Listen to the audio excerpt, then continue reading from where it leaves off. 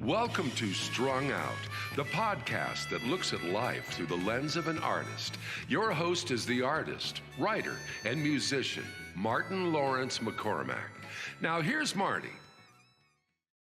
Hey everybody, welcome to Strung Out, and I'm with Ted Russell KAMP, and two things. First of all, you are the first out of Chicago musician that I'm interviewing. Honored to be here. Yeah, Great. And Ted is based out of LA, and he's in that wonderful group, that wonderful brotherhood and sisterhood of bass players. As your primary instrument, as a fellow bass player, I love it. And this first episode, as you folks know, we like to find out just everything about Ted. A very complex person. You have done a hell of a lot of stuff. Originally from New York, you ended up in LA. Yeah. You made that decision to go there, I'm assuming. Yes, I did. And let's talk a little bit about that. So how much, I think if I read it right, 2001 you went out to New York. To LA. So you spent some time out east growing up, right? Oh, yeah. Where was home? Tell me about it. I grew up in Westchester County, suburbs just north of New York City. Mm-hmm. And flown into that airport, yes. Yeah, the Westchester Airport, totally. It was great to grow up. Like, I started playing trumpet in the fourth grade. Mm-hmm. And my mom loved museums and Broadway. Okay. And my dad was kind of a jazz fanatic. So I grew up being able to go to the city and seeing just like world-class music and art from a very young age. Wow. Yeah. And I know that kind of got me excited. Not like I was knowing I was going to grow up and be a musician or an artist of any kind at like the age of 10. But in retrospect, being around all that was pretty incredible. Right. And kind of set the standards high. Sure. In terms of just being inspired by stuff you don't understand and wanting to learn how to do it, you know? So you had all this art swirling around. Your parents were influenced, your dad, with jazz and that. Was there anybody in the family, a not uncle or aunt, that was singing or performing? What got you into that? Not really. My dad actually, when he was in college, played in big bands and did orchestral stuff. And so when I was a kid, there was a trumpet and a piano in the house, but no one could really play the piano. And the trumpet just kind of sat there. And about once a month, my dad would kind of wake up on Sunday morning and do a Louis Armstrong imitation. Oh, fun. And play Do You Know What It Means to Miss New Orleans or something like that. Maybe that was the inspiration. I just have to laugh because I grew up in a house where we had the piano and the trumpet. Nobody really did that, okay. And a harp. My grandmother played the harp. But there, were you the kind of kid that was also listening to vinyl or? A little later. Okay. When I started playing trumpet, New York State public schools had a law. And everyone had to either join the band, orchestra, or choir in the fourth grade. Cool. And I was deathly afraid of singing and kind of being seen. I was kind of shy. All right. So I came home one day and I asked my dad, hey, can I use your old trumpet to play trumpet in the school band? Yeah. So that's how I started. Oh, cool. I got pretty good pretty quickly. Yeah. I didn't really know I had musical genes that would encourage that or anything, but I was always one of the better trumpet players and the better people in the school bands and stuff. Then in the ninth grade, I got a bass guitar, and that's really kind of when it really kicked in. I was like, wow, now I can play music with my friends. And the idea of, like when you're growing up in an orchestral setting or a concert band setting or Suzuki method, there's no improvisation. Right. There's you read the notes, you execute them well, you learn the note values, you're using your ears to listen and fit in. So your sense of tone and phrasing is definitely evolving. Right. But it was when I started playing in rock bands with my buddies and doing REM songs and Husker Du songs and Stones and Beatles and Creedence, that's when I started realizing, oh wow, you're allowed to kind of make up your own part and change it, You know what I mean? Right. Even if they're just little walks to get to the next chord, Right. you're not really blatantly changing the song. Right. But very early on, like I was not into hipper music. I was really kind of just like whatever was on the radio, and also the early days of MTV.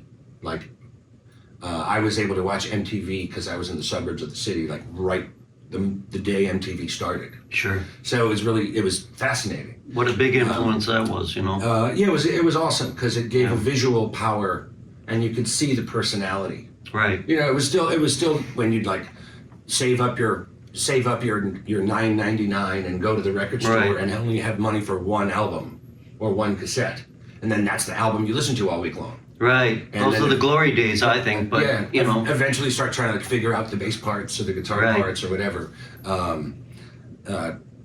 But it was a lot by ear. You know, we didn't have like YouTube videos or tablature existed. You had Guitar Player magazines and stuff like that. But it was very much you just play along with your Men at Work tape. Or like I was way into Boston as a kid. Which was a great band, you know. Great band. Yeah. And my best friend loved Huey Lewis and the News, so I was around that. Yeah. And I had a couple other friends who were really into classic rock, and the cool kids who were a couple years older were in like an Allman Brothers and Dead cover band and stuff. So I was around a lot of music and learning to play it. But I very early on, like I had one guitar player buddy who's had an older brother who was very hip, and so he would sneak into the city, and he was seeing like REM and Husker Du and Firehose, like all these kind of what would later become called college radio. Yeah. And so this buddy of mine, Dan, through his older brother, turned me on to like what would later become my favorite music. But at the time, I was just like, wow, this is what the cool people listen to. Right. And I just remember loving it and loving Mike Mills' bass parts with REM and how creative they were and his great singing when he would come in, kind of like just add a whole other dimension to the music. And so like he might have been the first bass player that I was really like, wow, he's a special guy in the band, not just someone playing along with the Roots all the time. You know. Well, let me turn this. Sorry, I'm getting. That's all right. And I don't want those beeps to get in. I thought it was the elevator, so there you go. For all you listening, it's we are in a hotel room. We're in a hotel, man. We're in a hotel room on the outskirts of Chicago. And we're both, musicians who are hearing, were you, at this point, were you playing in many different bands, or were you like, did you see this as kind of a direction for you then? When did it become kind of like... It was one of my favorite things to do. Okay. I didn't, and of course we were in the suburbs of New York City. My parents were lovers of art, and actually my mom was quite a good painter, and would like, in a kind of impressionistic style, and like nice. I was constantly going to her art shows. Okay. And helping her hang the shows, and like, but it was often in like libraries and local restaurants. So like she wasn't a painter for a living. So art was something you loved and that was inspiring to do, but the idea of doing it as a musician didn't hit me as a reality until later. So how did, I was just going to quickly comment, so you were already learning the gig mentality though, because what your mom was doing was going into those places, where you have to get out and be seen. But also, I very quickly became one of the few bass players in my high school, and then college it kind of amplified. Right. And so I started, hey, we have these three friends that have a band, and they're really into Depeche Mode. Will you play bass with them? Right. Hey, I have these friends and they're into Southern rock. Will you be in their band? So I very quickly kind of started thinking like a freelance musician without knowing it. Right. Because I had all these different groups. I never had my core of like the five buddies that were best friends then and are still best friends now. Right. I always became the bass player kind of chameleon person who would join the other group of friends. Were you an only kid, or did you have siblings? No, I've got an older sister. She's a couple years older. And what was her path? She was more of a partier. and Okay. was much more social than I Okay. was. I was kind of a quiet, shy, Yeah, okay, yeah, that makes studious sense. type of person. Right. So we had very different lives Okay. in high school. I mean, we were around, we loved each Yeah. other. But I do remember like hearing, she was 2 years older than me, so I remember hearing the Doors. Mhm. She went through a Cheap Trick phase. She went through a Okay. Howard Jones phase. So you're getting... So I remember that music coming through the wall and listening to it. And like years later, when I was getting into Cheap Trick, I'm like, oh my God, I know this Dream Police song. Right. You know? Well, I think you brought up already a great point for aspiring musicians to kind of lock into that. You know, if you want to make a lot of traction, be a bass player, because it's. I think it's kind of weird that, you know, there's not a bass player that can sing is really valuable, but just a good bass player, you'll be popular because everybody wants to play the guitar or drums, and this is very interesting that you gravitated toward the bass. You went from trumpet to the bass, which is interesting too, and you're in a semi-artistic family, and then there must have been the epiphany where you're like, hey man, I gotta do something with my life, right? I mean, It was actually the end of college. Okay. Like I was. What did you major in? So I went from the suburbs of New York State, Mhm. where I grew up, to SUNY Binghamton. Okay. And Binghamton is like if New York State is kind of this giant triangle, right? Right. Binghamton is on the bottom, right in the middle. So Okay. it's near Ithaca, and it's Okay. near Scranton, Pennsylvania. But it was a great school, but it was kind of a smaller college. Okay. And the music program there was very much about music education. And I kind of knew I didn't want to be a music teacher, like Right. a high school music teacher or a middle school orchestra teacher or something like that. So I was never a music major, but I ended up being a double English and philosophy major. And I was way into it. I really loved writing my term papers and getting into Immanuel Kant and George Bernard Shaw.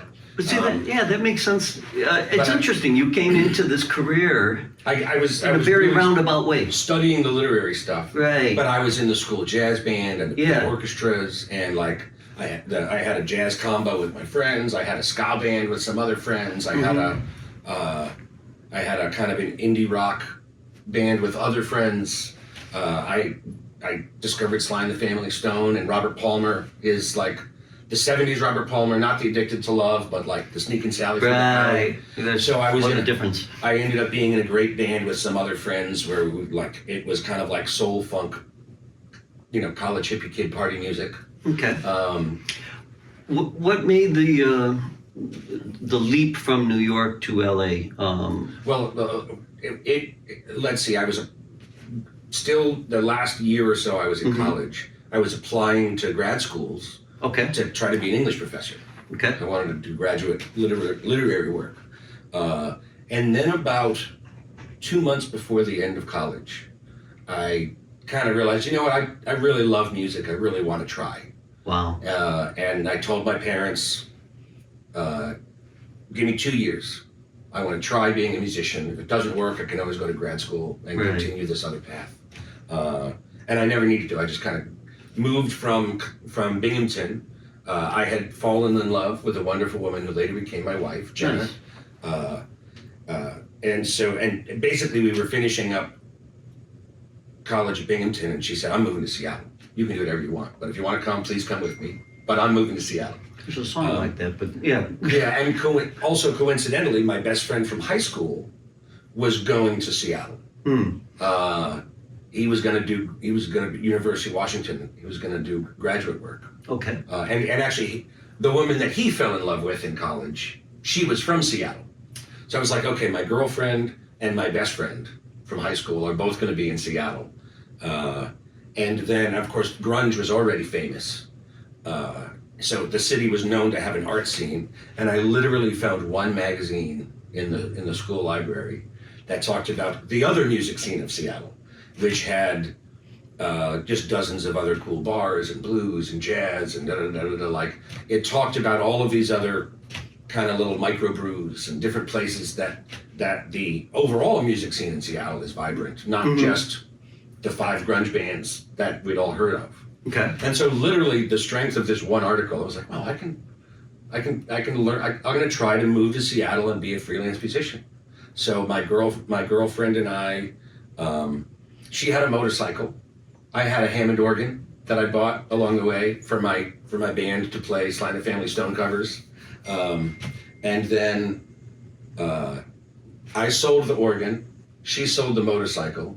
We bought an AMC Concorde, and we're like, pack as much as we can into this car and hope it makes it across the Rocky Mountains to Seattle. And it's a great story. And it did. It made it. Actually, no, the reason we bought that car, at first we were going to rent a U-Haul. Yeah. I think the U-Haul was like, you know how U-Haul always charges more? Sure. And like car rental places always charge more if you leave it at another location.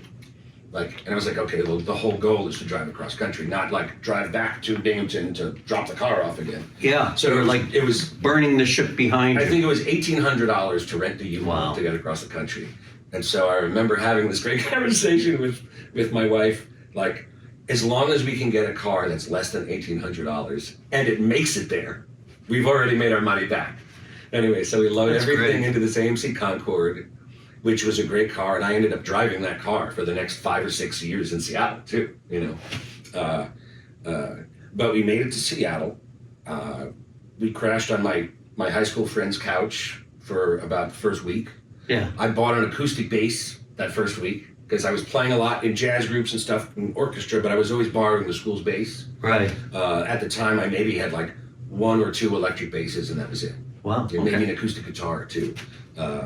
And so I bought the acoustic bass. I saw it in the kind of the want ads. Like, you know how every city has like the Village Voice, right? Or the LA Weekly. Or what kind of bass was it? Seattle, it was called The Rocket. Was the name of the rock magazine. Yeah. Right. With a bunch of articles, but then you also have the club listings for all the bands playing. And then in the back there was the want ad section. Okay. Where it was like bass player wanted, keyboard player wanted, must have car.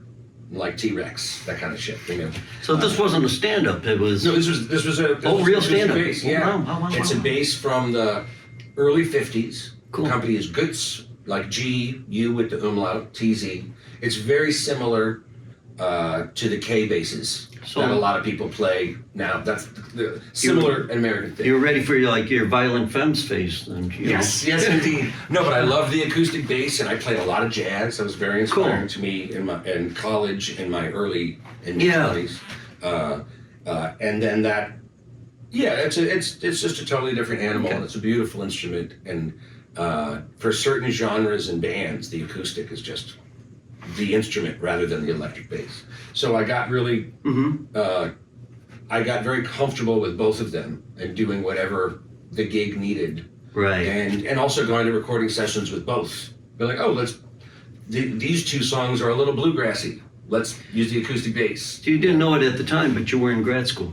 Yes. You know? And actually, yes, Seattle. I haven't thought of it that way in a while, but I used to think of like Seattle was my grad school for music. Sure, absolutely. Where I was like doing every gig I could find: blues bands, jazz bands, more ska bands. I tell people that pop rock bands. Musicians like you, there's. I mean, you can go to Berkeley, but that doesn't mean you're going to get job placement. You have to go to grad school, which is the school of living. Yeah. Living the life. And, and at that point, I was mostly being a sideman, hired by other people. But you got to learn to show up on time and dress appropriately, right? And not play too loud. Have gear that's going to work. Yeah. You know what I mean? And a car to transport. I mean, it's the logistics and everything. And also get into the mindset of the people you're working with. Yeah.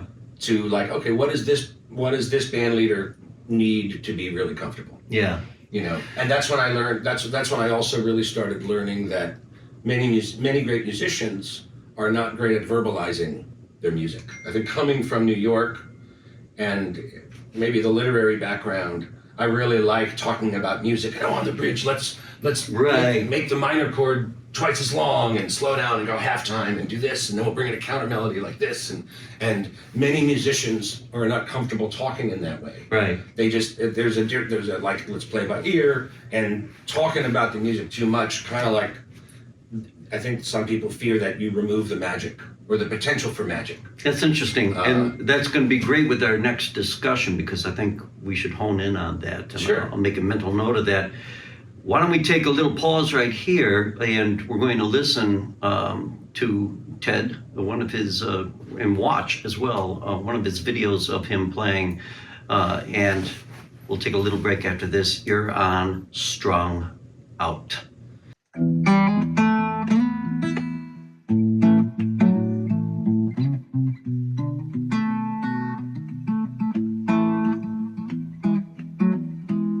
Just a regular guy from Austin, Texas, on a run of bad luck and on the run from my exes. Moving around, trying to start a new life. I want to meet a nice girl, maybe make her my wife. But every last lady been making me crazy. Mama said I was mean, Laura said I was lazy. It starts real good, then it just goes south. It took a long time, but I finally figured it out.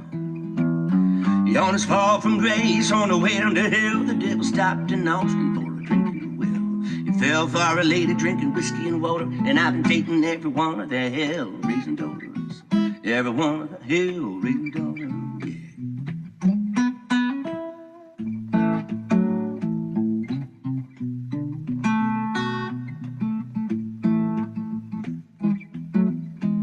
Now I was 22, living in Corpus Christi. She was hell on wheels, her name was Misty. We stayed out late and always looked real nice. I guess to have a good time, you gotta pay the price.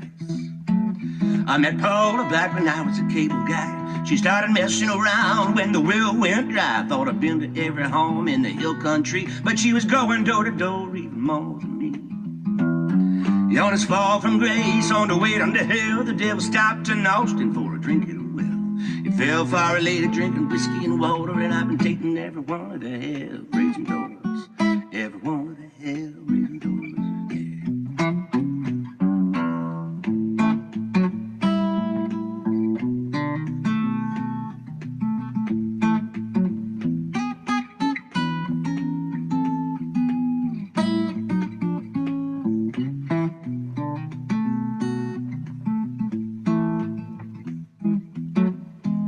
Now I remember old Bonnie didn't have no Clyde. She took my heart and my money and me for a ride. I was king of San Antonio when she was my girl. Then she left me flat broke when she left my world.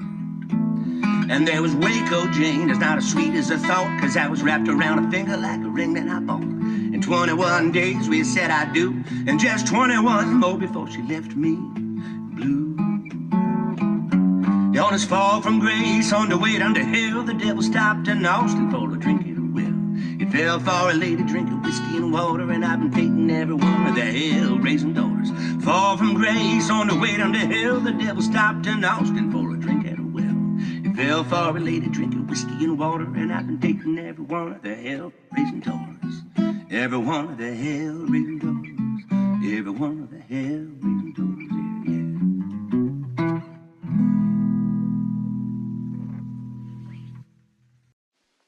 Hello, this is Polly Chase, presenting artwork by Martin McCormick. This painting, titled Dude, features a mountain range that holds a special place in Marty's heart. On the canvas, which measures 20 by 24, we see the Tetons rising in the hazy distance of a view from an abandoned dude ranch just outside Jackson Hole, Wyoming, near Marty's parents' old place. The cool blues and violets of the background complement the buttery yellow foreground. These colors pass the viewer's attention back and forth along the horizontal plane, while the decaying Model T sinks into that scrubby landscape from which the majestic peaks punch upward along the vertical plane. It's a quiet yet very moving scene, both artistically and emotionally. It pulls the imagination into a human story waiting to be told, one witnessed by rock that is millions of years old. To explore this painting and more of Marty's artwork, go to martinmccormick.com.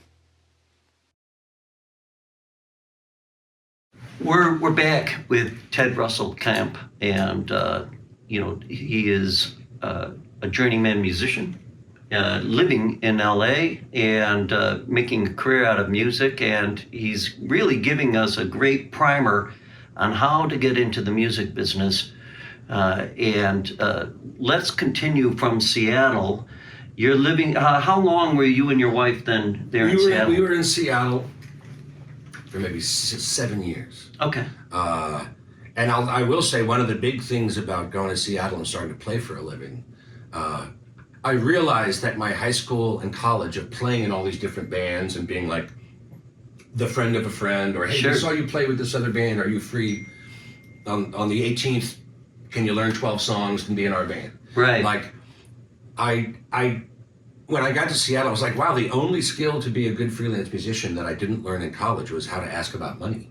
How to talk about money. You're bringing up another It's like, oh my God, yeah. cool, you got a gig at the frat party, wonderful. Yeah. Whatever it pays, I'm just happy to be there. Right. Um, And that's a and- tough And department. when I got to Seattle is when I had to figure out, oh wow, this is a gig that's an hour out of town. It's a long drive. It's a 4-set gig. There's a lot of rehearsal. That it's hard to say yes to that for $50, Right. unless they're deeply wonderful people and I'm learning about this new genre. So I had to start getting my kind of standards together. It definitely took a few years, but Sure. I had a 4 standard. Yeah, let's hear it, because I think this is great for Gig had people to to pay learn. well. Okay. They had to be really wonderful, cool people that I loved the hang and getting to know them. Right. The level of musicianship had to be, if they were great musicians, and I knew I was going to learn on that level, but it didn't pay much. It's like, okay, I got that. It's going to be a lesson. You know? Right. I'm going to get better. Right. And then the 4th one was the David Lynch factor, where if the gig was just like weird and unlike anything I'd ever done I was before, gonna say. then count me in. Like there was a, you know how maybe not as much now, but all around America you used to have those the street musicians from like Peru and South America would have Right. like the flutes, Yeah. and it would be like some version of anyway. So I ended up meeting some of these guys, and one guy was from Mexico, one guy was from El Salvador, one guy was from Peru, and so they had this great band. It was kind of this mishmash of just all kinds of Latin music. Right. And so I ended up joining the band, and like on Cinco de Mayo, we would have 5 gigs in one day. Sure. And we would play at like an old age home, and then we would do a bar gig, and then we would do a community center Latino festival, something Right. like that, you know. And I was like, wow, I've never done this music before. I'm the only native English speaker in this band. So that was like that had a really cool David Lynch factor. Absolutely. Not that it was weird. Like I did one great gig, which was it was a wedding at a nudist colony Oh, and in Eugene, Oregon. That's pretty damn And I was good. like, okay, how often are you gonna get to play at a nudist colony? And it was 30 degrees. But No, but like if the gig was interesting or quirky enough, I or think unlike anything I'd ever done. I think you're touching I on would say, something. yes, the experience was yes, wild. one of the joys of our business is that you get to do something that people, dream about doing, being in weird locations and situations. And thank you for pointing out about the money part of it, because I think so many people in trying to make it happen in music forget that it is a business. And you're it's kind of a tough business in the sense that you have something that people definitely need but don't necessarily want. And so there's Sure. a little bit of an inherent bias. Sure. They look at you and they say, hey, okay, well, I've got $200 and I've got a 3-hour gig. Right. And they look at you, so developing that in that business acumen. Yeah. There's definitely that's part of it. And my dad was a great businessman who had his own company for many years. He worked with other larger companies a lot, but it was very important to him. And actually, I think some of his favorite years of his adult life are when he had his own company. Sure. And he said, you're the first one there, you're the last one to leave, you're overworked, you leave the office on Friday afternoon, and you know that if you don't come up with thousands of dollars or the solution to some problem by Monday, you'll have, you can't pay the paychecks of the Right. 6 people that you work with. And so, he really taught me all these lessons about kind of how, I don't know, how responsibility works, how businesses can work. And entrepreneurship. And then when I started playing music, like even early on in Seattle, there were times it was like, wow, not enough people are calling me for gigs. I'm new in town. So Starbucks was beginning in Seattle. Well, it was beginning to spread. Right. I would say, not nationally, but they were opening new Starbucks every month. And I played, I would go into the Starbucks and I would say, hi, can I talk to the manager? And I'd say, hi, I see you have live music once a week. I've got a jazz trio. Can we come in and play on, and they're like, oh yeah, we're booking, live jazz every Thursday from 7 to 10, and it's $225 for the band. I was like, great, $75 each. And then I started putting my own book of jazz charts together. Nice. And hiring my friends. And I wasn't like, we'd all make $75 each, and I didn't have a CD or anything to sell. It was just, let's go and play jazz. And I very quickly started to figure out how to try to be artistic and play the music I loved while also fulfilling the function.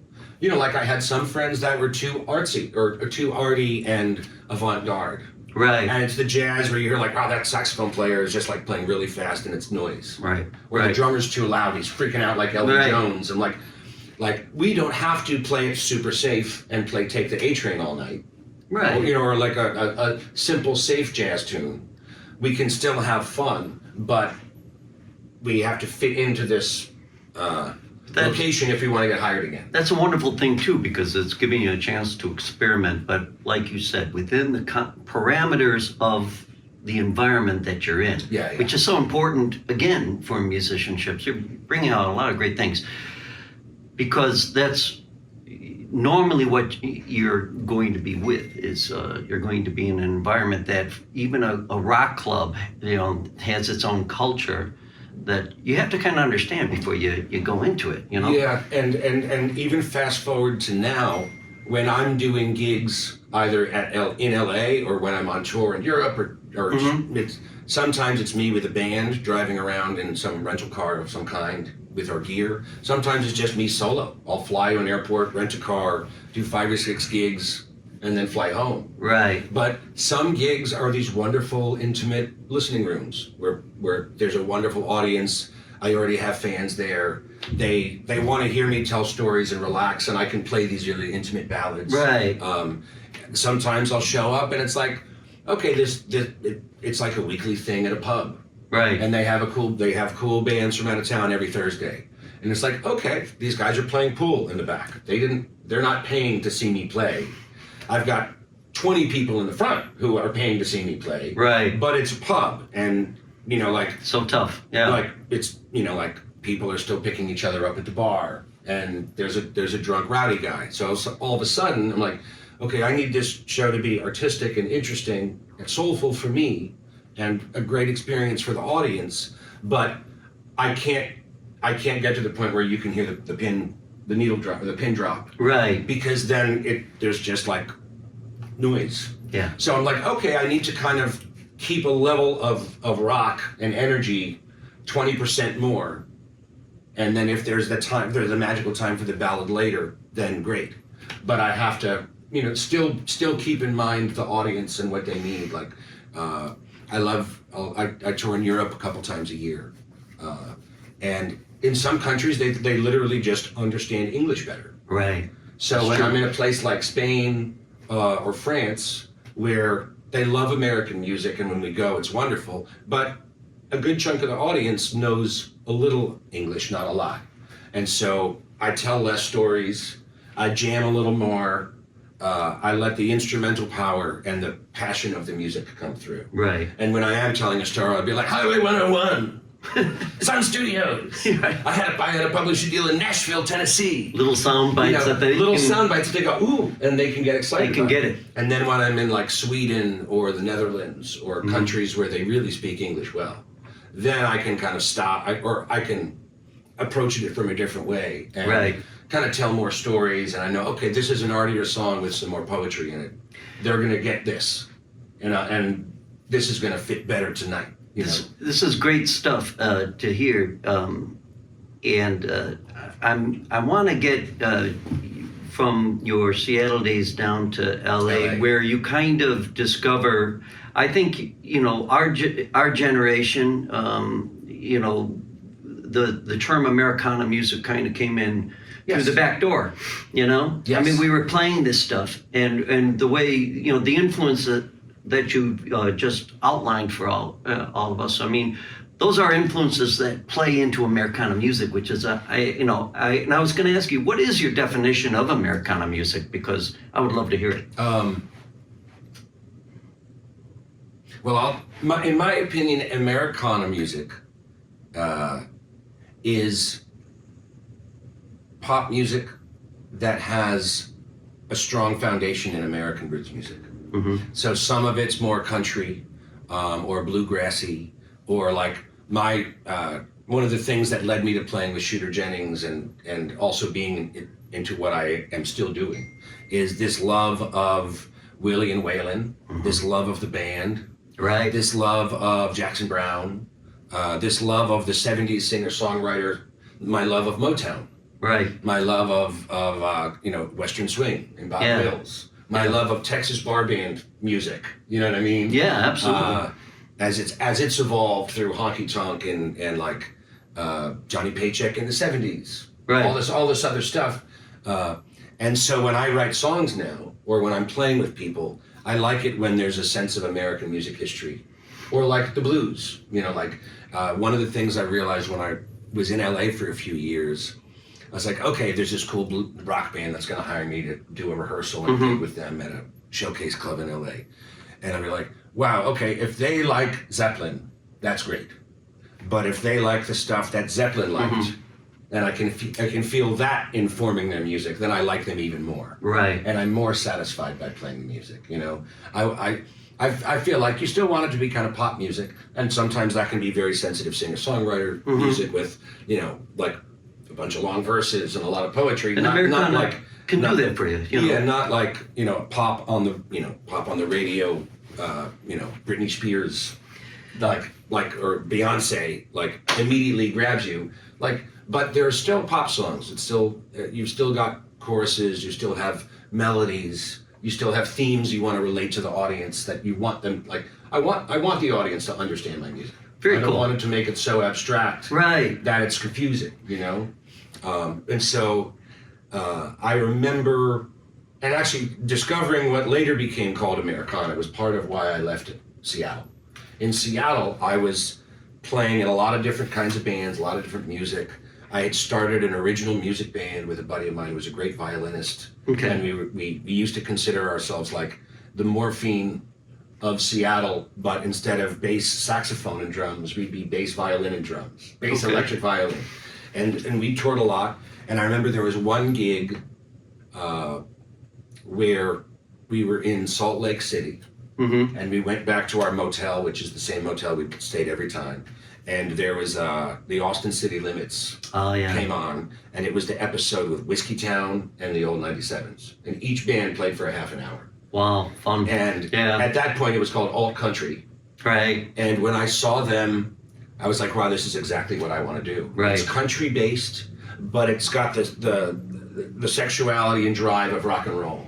Absolutely. And that, watching them, was like this pivotal. I was like, okay, I don't want to stop doing this jazzy or this other stuff that's too folky or this other stuff that's too. You found your voice. Bluesy. Yeah. They really, that really moved me. And right around that time, I had a friend who said, "You've never seen The Last Waltz? You've got to see. You don't know the band?" Everybody has to go through their band and Blue Rodeo. I'll throw in there too. Yeah, and the then Canadian aspect too. Totally. And then I watched The Last Waltz, and I was like, these might be the coolest musicians I've ever seen in my life, because they were combining blues, gospel, country, even the Joni Mitchell section where it gets quite jazzy fusiony with her song Coyote. But you got Dr. John, you got Muddy Waters, you got Eric Clapton, and like the new generation of what the blues could be. Yeah, I think you could easily say the band was kind of the really made Americana music the genre that the name came to later, but we can talk about that. But they were one of the pivotal ones. Yeah. Like, if you look back on American musical history, even though 4 of the 5 were Canadian. Well, But they had such a beautiful way of kind of synthesizing everything, and also all their work with Bob Dylan, where they were part of the developing concept of a modern songwriter. And Michael Nesmith, Post Monkeys. Oh yeah. Some people call him the father of Americana, Mm-hmm. but we're gonna take a little break because we're at that point where we need to hear Ted playing one of his songs, and we're gonna let him curate. This is gonna be fun because I'm not gonna even know what he's going to be playing, and you'll be sending it along to me. But maybe something reflective of the Americana. Who knows? But you are with Ted Russell KAMP, and you are on Strung Out.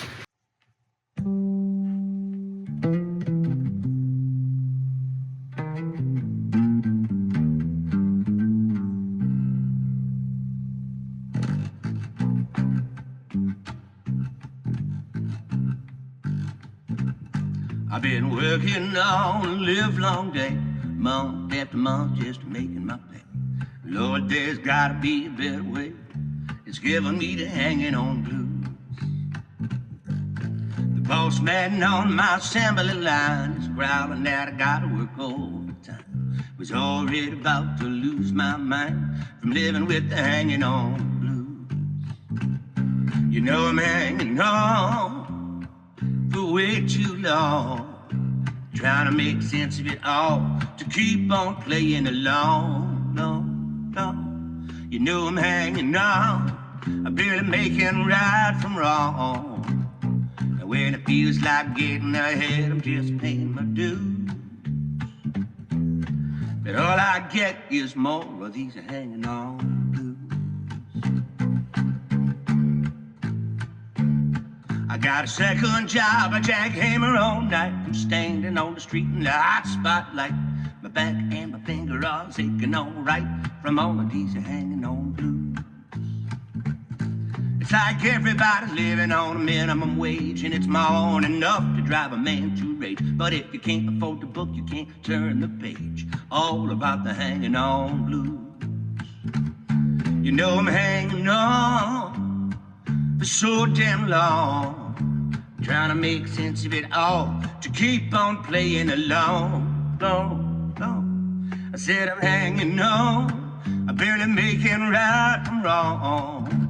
And when it feels like getting ahead, I'm just paying my dues. But all I got is more of these hanging on blues.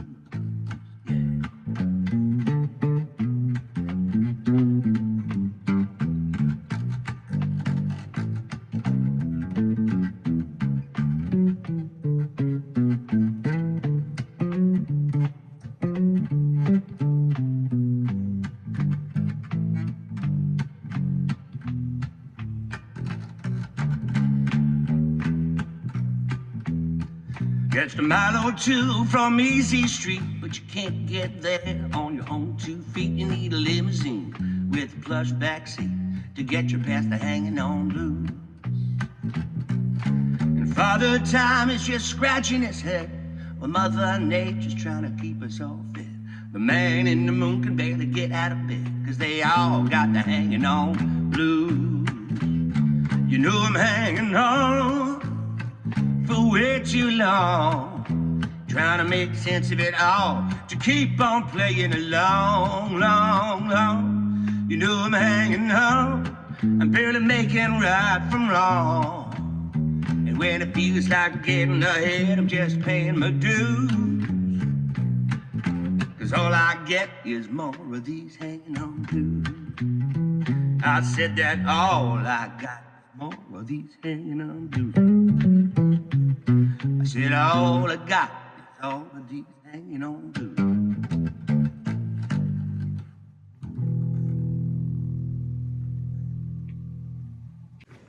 Back with Ted Russell KAMP, and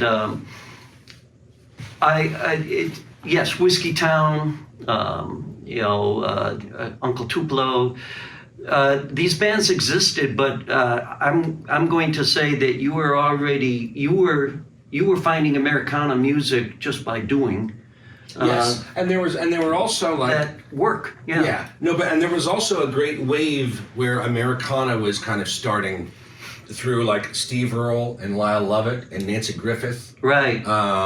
even Mary from- Chapin Carpenter. Yep. There was there was a guy named Henry Lee Summer. I randomly discovered who was not as Okay. big a star as Yeah. those other people, but there were people like John Cougar Mellencamp was like this heartland roots rock had moments of fame. Sure.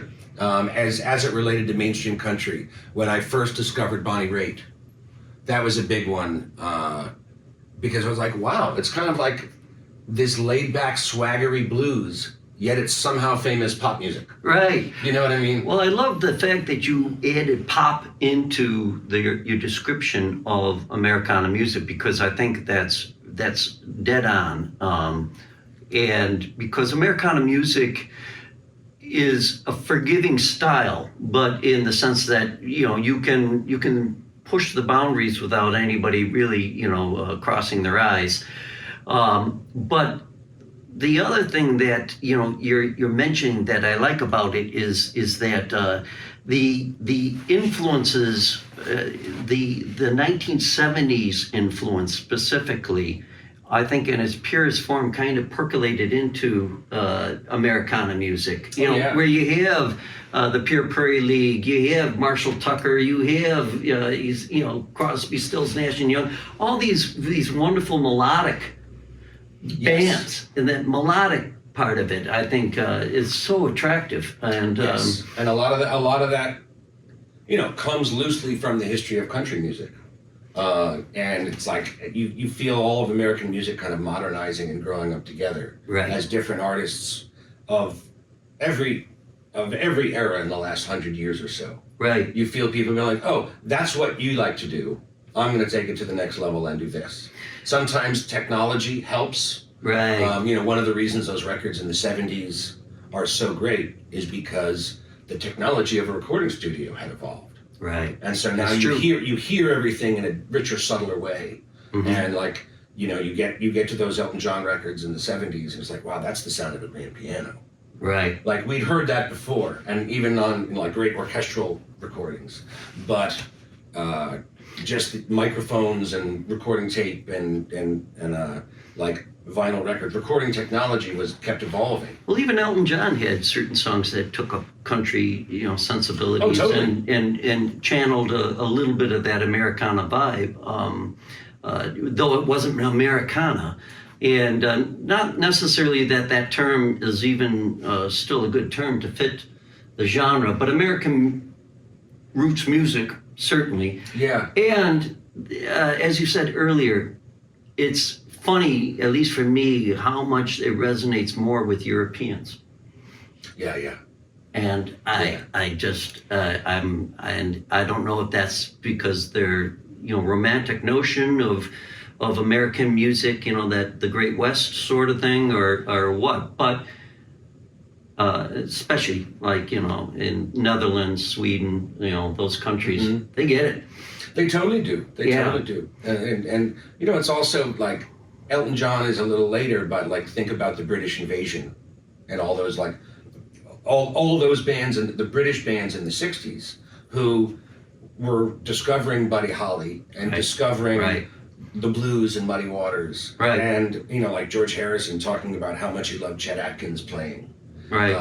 And you hear the Beatles doing Motown tunes and also country tunes. Right. Buck Owens. Yeah, actually, yeah. And it's like they had this and then kind of helped create this whole power and new genre of British music inspired by American music in a way that Americans couldn't have done, because we still had a huge separation between white and black, and different radio stations, different venues.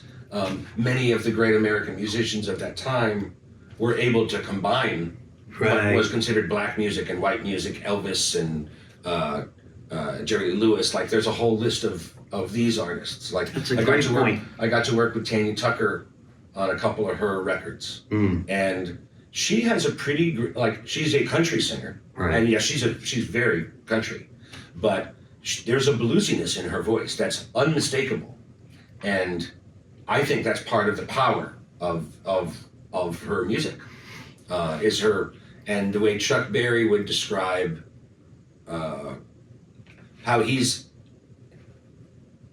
I'm synthesizing a little bit, but the magic of Chuck Berry music is he would take country storytelling, because he grew up listening to country music, Right. combined with this exciting, like African American rock, intense R&B rhythm, and then all of a sudden it's one of the births of rock and roll, Right. because he's combining, like he's doing 12-bar blues but with a chorus, so it's pop music and it's got a driving beat that's not a shuffle beat. You know what I mean? Mm-hmm. It's like he's like, you had all of these iconic American artists who were just kind of inventing new stuff.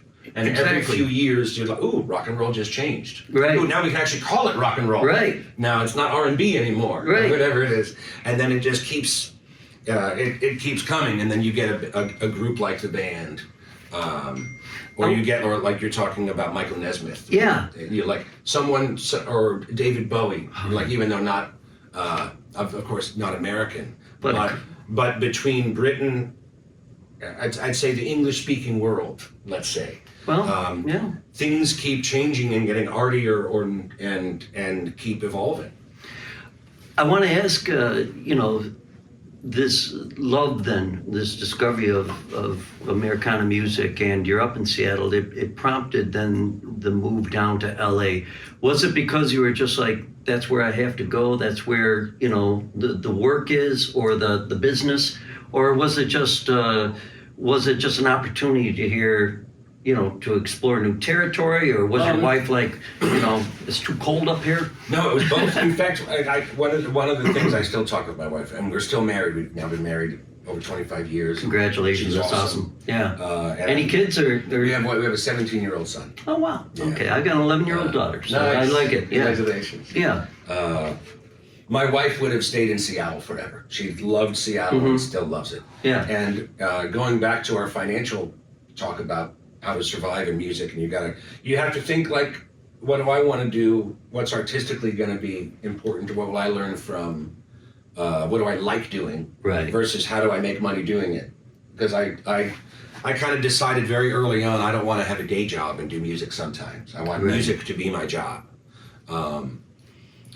Which is an important point, because that's the difference between, when you make that leap, that commitment to the muse, and you burn that bridge, and you say, I'm not going back.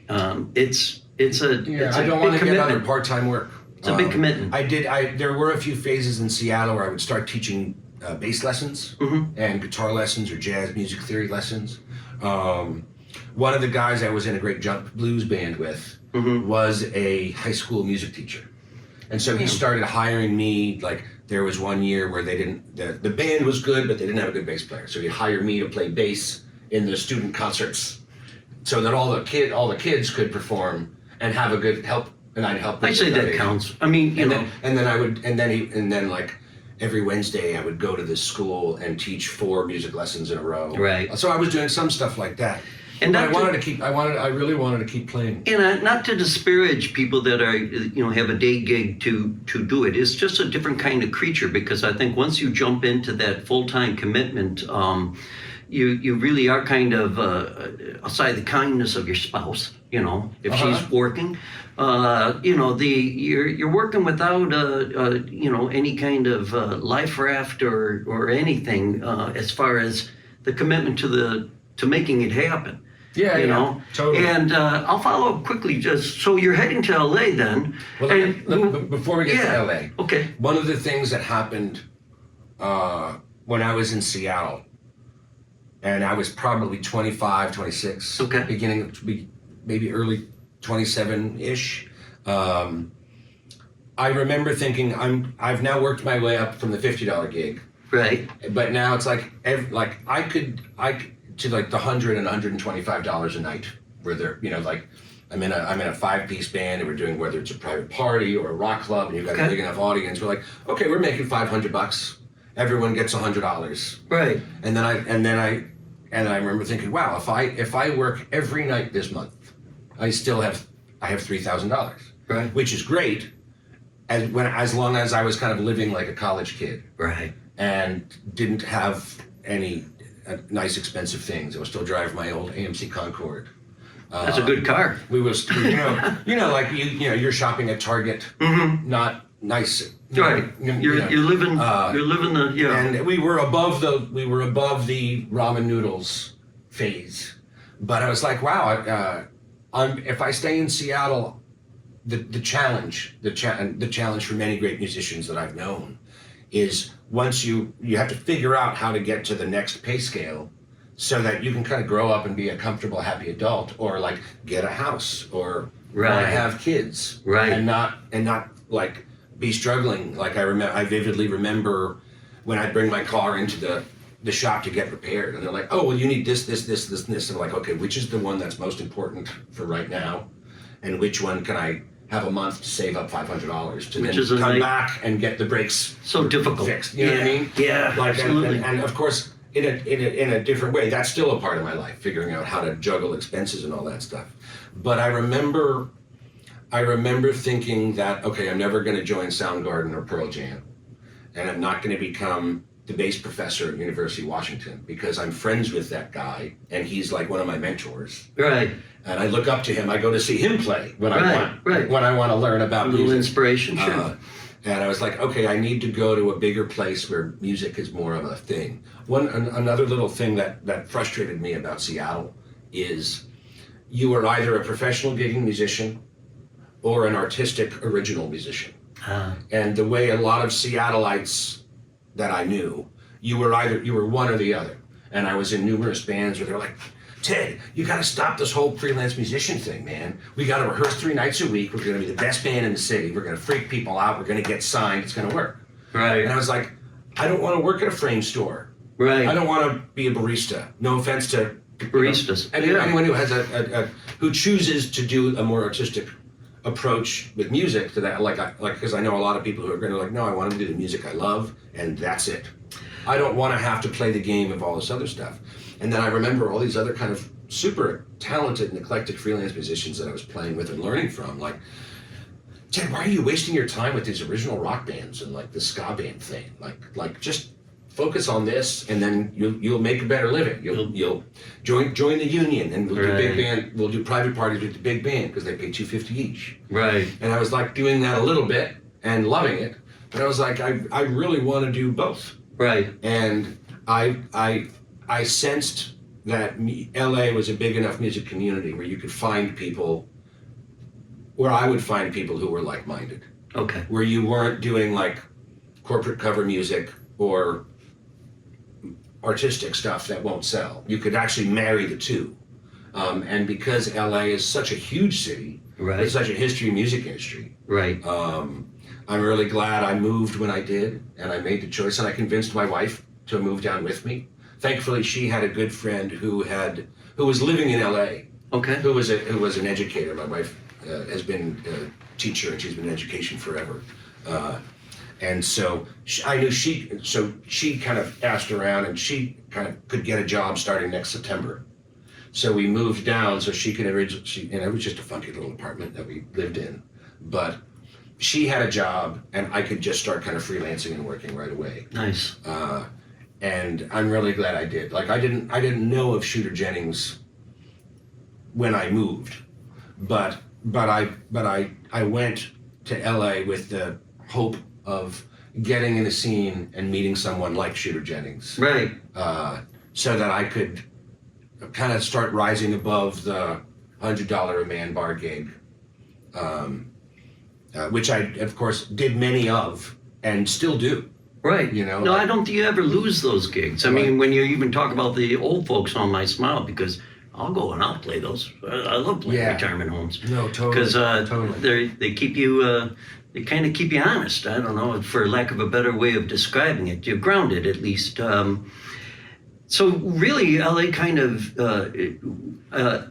looks like it offered you then that opportunity to kind of put on a producer's hat, a songwriter's hat, and taking the skills that your dad had as an entrepreneur, it sounds like, that you were able to say, okay, I'm going to turn this into a big business of which I'm the product, but the different Yeah. elements going out. Yeah, and my dad used to love, like, my dad never, well, towards later on, he started, like, he would come to my shows and be like, wow, you're really getting good at this. Like, you're really artistic and being yourself. Like, this Nice, is... yeah, wonderful. But for many years, my dad really saw my musical career as, it's great, you're a young entrepreneur, and your craft, or the widget you are selling is your music. And he maybe wouldn't have used the word widget. But still. But that was the idea. He's like, you're like, and he had more respect for me because I understood how to make a living. And it's like, I never wanted to borrow money from my parents to get help. I was like, I'm going to find a way to make it work every month and be independent and then visit them when I can. But he was like, yeah, your craft is music, but you're really a businessman. Yeah. And I remember sitting there, like, you know, when he'd visit me in Seattle, or I'd visit them, and they were like, wow, you're kind of misunderstanding why I'm doing this. But okay, if that's how you see it, but I think that's a wonderful. Appreciate it. Yeah, it's a middle That's what class, counts. middle class business person's perspective of the business, because they'll never be able to truly understand that artistic part of it. Yeah. You know. And it took him a while for him to figure out, like, there was one time my parents came to visit me when I was playing in Seattle. Mm-hmm. And they visited for a week, and I had 6 gigs with 6 different groups. The last gig was my group. And so I was beginning to get into this concept of it wasn't called Americana yet. I was really into The Heart of Saturday Night, the great record by Tom Waits, where it's really, like, for years I thought it was my favorite jazz record. Mm-hmm. And then I realized over time, it's like, wow, it's really a singer-songwriter record disguised as a jazz record. Right. Because he had that whole beatnik thing with Right. bass and phenomenal jazz players. His early voice, he had a very nice. I love almost all Tom Waits music. Amazing. Even if I don't love this particular song or that album as much as other ones, he's just been so creative and so deep and not afraid to explore. Yeah. And not afraid to be theatrical. You know what I mean? Just an amazing journeyman. I want to wrap up this interview, and then we're going to, as we like to do, we're going to go more into the creative elements and the journeyman aspect of being a musician. And I want to, we'll have Ted play us out with another one of his videos. But first of all, congratulations. I like to say, Thank you. You took this and you made it happen. Yeah. And I also, before we finish this, you kind of touched on it, but I think it's important to kind of to dig into it a little bit deeper. What was your notion of success / fame? Did you have a preconceived notion of what you thought you were going to be, or did you go into this wondering what it was going to be like? I think, well, it's an interesting one because there have been a few times, like, I was not the person who was 22 years old that had the whole package. Like, no one saw me like the way you could see Kurt Cobain, Right. and be like, wow, this is just amazing and powerful, and the way Chet Baker was like this 20-year-old who could somehow Prodigy, mystically do all this stuff. And died tragically young too. And so many of the biggest artists that we know had an undeniable thing at a young age, and the record labels somehow find a way to make it all work. And that's how most of our biggest stars started their career as 20-year-olds or 22-year-olds. And discovered, right? Is what you're saying. They get discovered, and I felt like I'm slowly figuring it out and getting better every year. And so I had to accept when I was in Seattle and early in LA, like, okay, if I'm going to be writing my original songs and making my music, I want it to be as good as I can get it, and I'm going to keep on doing it because I'm inspired by the journey and by trying to make each record and each song better than the last, and arrangement, and learn about studio and produce more. And I was like, mine is a trajectory that's a long-term one. Well, we're gonna delve into this, and we're gonna have Ted play us out. But I think you're gonna have to add another business on your website, and that is a lecture series. Because I think you should, because there's not too many people that walk the walk in such a way that they're able to bring it so that people who are frightened and are unfamiliar, that it's a weird odyssey to be a journeyman musician. So to have somebody like you say, well, this is what happened to me, I think it's a very good thing. But don't go away, guys, because next week we're going to be bringing Ted back, and now we're going to get into a little more of the creative side. But I hope you're enjoying this. I certainly am, and I want to thank you. And let's listen to Ted Russell KAMP.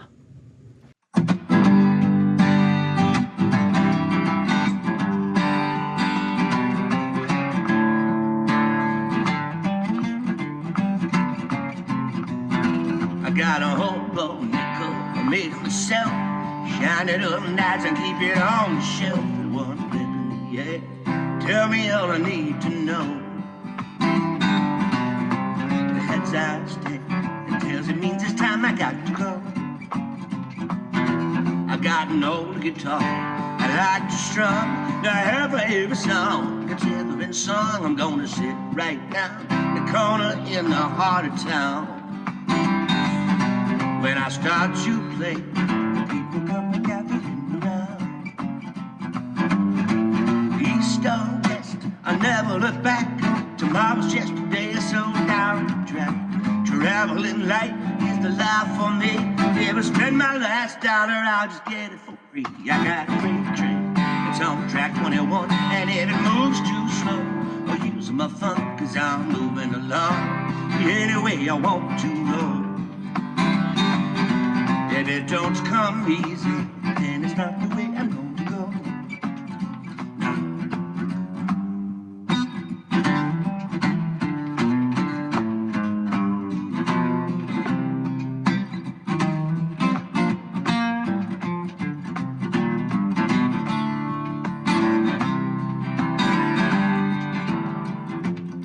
I got a backpack, it's hanging over my shoulder.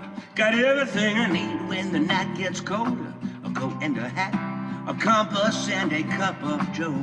I got my hobo nickel and the feeling of the freedom of the road. Now it ain't easy, but it's easy to love. Anybody can join, but it's a mighty small club. Got no destination and no place to be, but it's an open invitation. Won't you travel with me to stay at home or ride the railing like a hobo nickel? Heads or tails, you can live on love, but chase that money down. It goes by so fast, I wanna make the most of it now. It goes by so fast, I wanna make the most of it now. You know that we're all going to the same party anyhow.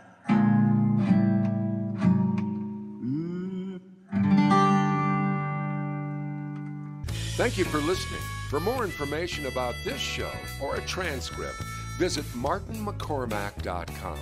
While there, sign up for our newsletter. See you next time on Strung Out.